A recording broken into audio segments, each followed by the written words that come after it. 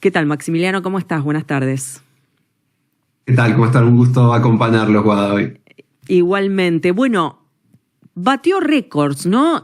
Alberto Fernández, por un lado, llegó a un pico de popularidad en el inicio de la pandemia, que le duró muy poco, justamente por el mal uso que él hizo de la cuarentena y de todas las regulaciones, y ahora está batiendo un nuevo récord de imagen negativa, ¿no?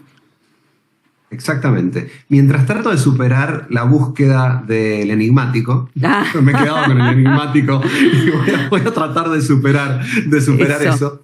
Vos seguí pensando. Sí, no puedo parar. La curva de imagen de Alberto Fernández ha sido una curva de imagen absolutamente atípica, ¿no? Porque es una figura que asume con menos imagen positiva de la que tiene un mes y medio después de asumir. Salta de los 50 puntos con los cuales asume casi 80. Hizo como el camino inverso, claro. Exactamente, con un nivel de crecimiento de 30 puntos en tan solo 2 o 3 semanas a partir justamente de la narrativa del cuidado por la pandemia, ¿no? Y luego sufre este proceso de deterioro cuando la ciudadanía empieza a pensar que esos cuidados contra la pandemia no estaban ayudando a pelear contra la pandemia, básicamente. Exacto. Llegando a un momento de crisis muy grande cuando comienza el proceso de vacunación. Inés González García primero, luego la fiesta de Olivos, hubo todo un proceso que lo llevó a niveles bajísimos de imagen positiva estando en el poder. Y te escuchaba vos bien, recién decías que Alberto Fernández era un muerto político antes de lo que ha sucedido con Fabiola en esta última etapa. Es cierto, él se retira con un nivel de imagen positiva bajísimo, por debajo de los 20 puntos, muy bajo para la Argentina, y lo encuentra... comienza a levantar un poco el perfil a partir de la ausencia de otras figuras opositoras. Hay que recordar los tweets del último tiempo, revisar los tweets del último tiempo de Alberto Fernández yendo contra Milei y explicando su mandato hasta que surge esta denuncia fortísima. Primero, esta filtración muy fuerte que luego se transforma en denuncia de Fabiola Yáñez, y lo encuentra en un lugar, ya estaba en el suelo antes, y la verdad que mucho por debajo de eso no podía caer. Pero el problema es que ataca la narrativa de ese gobierno, que era un gobierno que, como ustedes bien dicen, no era solo de Alberto Fernández, lo dirigía Alberto Fernández, pero tenía toda una serie de integrantes, un partido político detrás, y ponen en crisis las 3 narrativas. Una, que a su gobierno iba a ser juzgado por los niveles de pobreza. ¿Bien? No check, digamos, a ese ítem. Segundo ítem, el cuidado respecto de la pandemia. Tampoco. Y el tercer elemento central, digamos, de esa narrativa fue las políticas de género. Claro. Que entran absolutamente, se crea el Ministerio de la Mujer y Poblaciones Vulnerables, se crean toda una serie de normativas alrededor de esto, pero se enarbola como una bandera narrativa. Esa bandera también cae, y no cae solo para Alberto. Cae para todo el espacio político que debe salir a explicar cómo, por un lado, llevaban adelante esas políticas y, por otro lado, hacían la vista gorda, porque ahora parece que muchos sabían en ese entorno, hacían la vista gorda ante situaciones que justamente vulneraban esa bandera. Claro. Y en ese loop se encuentra el peronismo hoy, tratando de, primero, despegarse de Alberto Fernández, pero segundo, y más importante, despegarse de la narrativa que ellos habían defendido y habían enarbolado, tratando de, diferenciar las políticas públicas de la vida privada de quienes la aplican. Una cosa que es bastante compleja de entender para el ciudadano medio. Y en ese contexto nos encontramos ahora, ¿no? ¿Y cuál es la salida, por ejemplo, porque, digamos, como vos decís, quedó muy comprometida porque se vio que era toda una gran hipocresía, ¿no? Todo ese discurso feminista que no era más que una cáscara vacía, ¿no? Pero, ¿cuál es la salida hacia adelante, por ejemplo, que puede tener Cristina Kirchner con respecto a eso? Echarle la culpa a Alberto, nosotros no tenemos nada que ver, pero ¿hasta dónde no quedan salpicados? El problema va más allá, porque el problema que tiene hoy el peronismo no es únicamente despegarse de Alberto, no es el único que tienen, sino construir una narrativa que ofrezca futuro. La política se trata de ofertar futuro. Y el problema que tiene Cristina Fernández de Kirchner en este momento no es tanto Alberto Fernández, con quien estaba distanciada y era público y notorio, hay que decirlo, en la etapa previa, sino sobre todo, primero, explicar por qué lo eligió, pero en segundo lugar, mostrar cuál sería el futuro deseado diferente del que plantea Milei y que no sea una vuelta al pasado. Entonces, Claro. un partido, un espacio que se dirimía o se pensaba como progresista, ¿cómo hace para generar un discurso que no sea conservador y hable de lo bueno que era antes?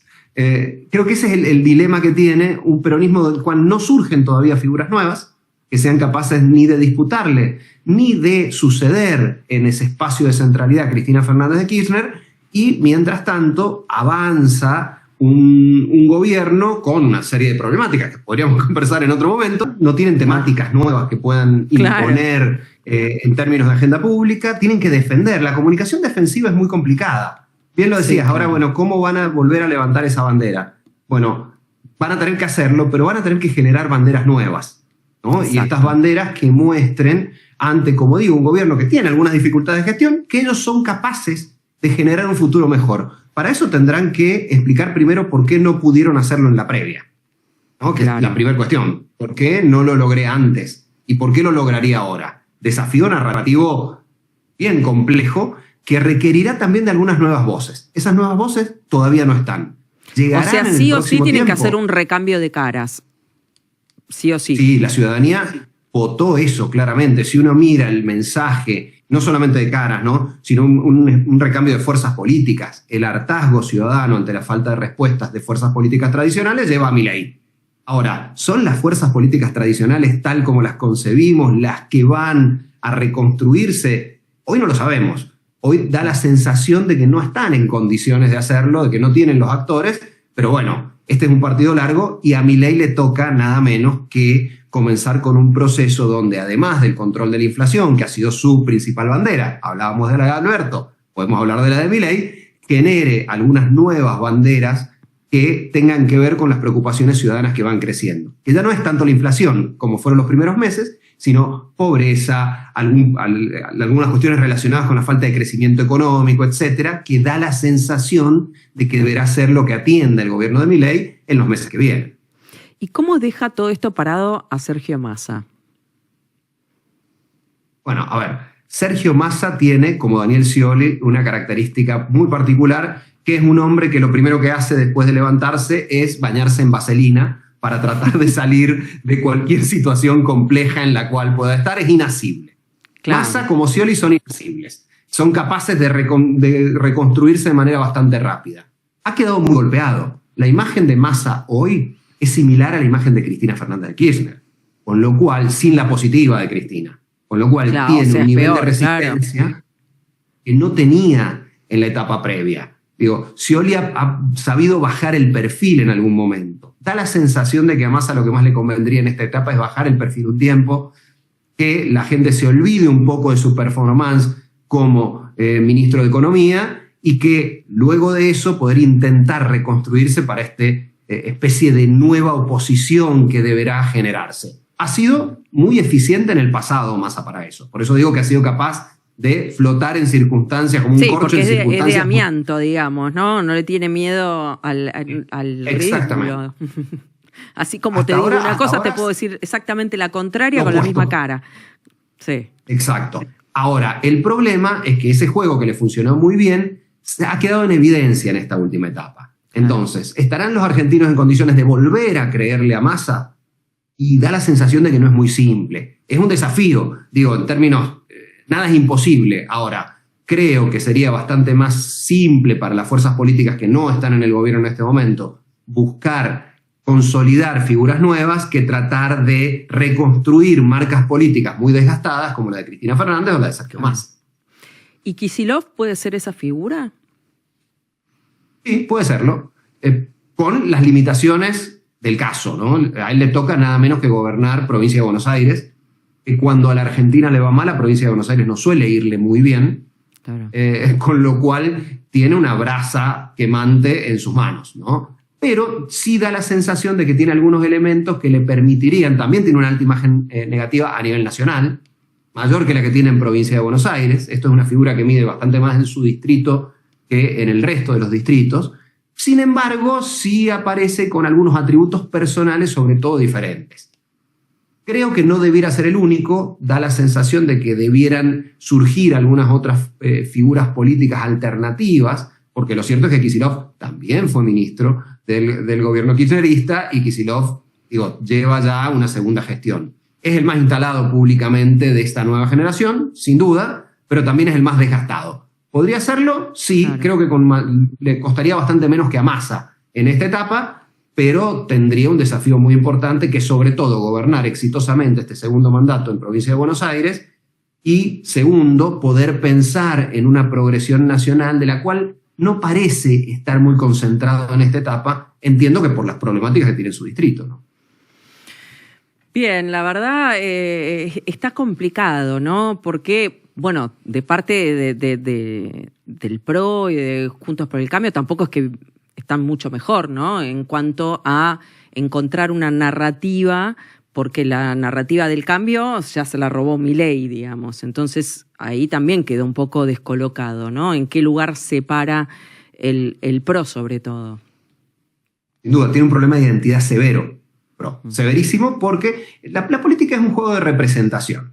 Entonces, cuando yo no tengo gente que aspire a que yo los represente, es un problema mucho más grave que cuando no tengo figuras potentes, como es el caso del peronismo. El problema que tiene el PRO ahora es que su electorado, como vos bien decís, migró en una parte importante, hacia la Libertad Avanza, y no han sido capaces hasta ahora de definirse como claramente opositores o como claramente oficialistas. La pelea Bullrich, última presidenta del PRO, nada menos, con Macri, nuevo presidente del PRO, con Horacio Rodríguez Larreta, que abre un espacio distinto, muestra una crisis de identidad delicada que atraviesa el PRO, que ha sido, en alguna medida, al menos hasta ahora, fagocitado por la Libertad Avanza, y tiene el siguiente dilema. Si a Milei le va bien, el PRO será, o el PRO, o el espacio político en general de Cambiemos, podría ser el furgón de cola de la Libertad Avanza. Claro. Pero si a Milei le va mal, no aparece como una alternativa clara. Entonces está en ese espacio intermedio donde casi no puede por ahora obtener ventajas. Hay que mirar específicamente cuál es la estrategia que se trazan, si es una estrategia de incorporación a la Libertad Avanza. Nosotros hace poco estuvimos preguntando en una de nuestras encuestas qué debía pasar con el PRO puntualmente, ¿no? Y una mayoría de aquellos que habían votado a Patricia Bullrich pensaba que el PRO debía fundirse con la Libertad Avanza. Este es un problema. Porque básicamente es una especie de mandato de aquellos que te votaron. Claro. Ese problema lo deberá resolver si es que quiere mantener identidad, o en algún caso deberá intentar construir una especie de nueva alianza electoral con la fuerza política de Milei, pero en una situación, a diferencia de las anteriores, donde serían la fuerza minoritaria y ya Exacto. no quien lidera este espacio. Justamente liderado el PRO en esta etapa por Macri, que no está acostumbrado a ser segundo. ¿no? Claro, excepto con Boca de tanto en tanto, pero no estaba muy acostumbrado a ser segundo. Con lo cual se viene ahí todo un proceso. Todo esto sujeto a la capacidad, como digo, que tenga Milei de resolver algunas problemáticas. Exacto. Claro, exacto. Siempre y cuando cumpla con los resultados económicos, ¿no? Exactamente. Así que en el futuro vamos a tener un espacio ya con 3 actores, un nuevo juego. Publicaba en mi cuenta de Twitter hace poco que hemos pasado de jugar al ajedrez a jugar al TEG, que es un juego donde hay más jugadores, claro. ¿no? Y que tiene otras reglas. Con lo cual debemos aprender, hasta en términos analíticos, a pensar que, por ahora al menos, no tenemos solo 2 jugadores en la cancha, sino tenemos más. Y en este proceso de juego, un juego bastante más inestable que el que nosotros teníamos, de oficialismo y oposición de una sola fuerza política, que deberemos aprender a entender para tratar de pronosticar lo que puede venir, ya no te digo en 2027, sino en 2025, donde se va a definir nada menos que la fuerza legislativa de la segunda mitad del mandato de Milei. Muy interesante, Maxi. La verdad, ¿dónde te pueden seguir? ¿En Twitter? ¿Cómo es tu cuenta? @MaxiAguiar. En Twitter, en Instagram, en TikTok. Fácil. Bien. Sí, sos tiktokero, mira. Muy bien. Bien. Bárbaro, bueno, muchísimas gracias, muy interesante. Bueno, son todos los desafíos que se vienen. Muchas gracias, Maximiliano Aguiar, analista político.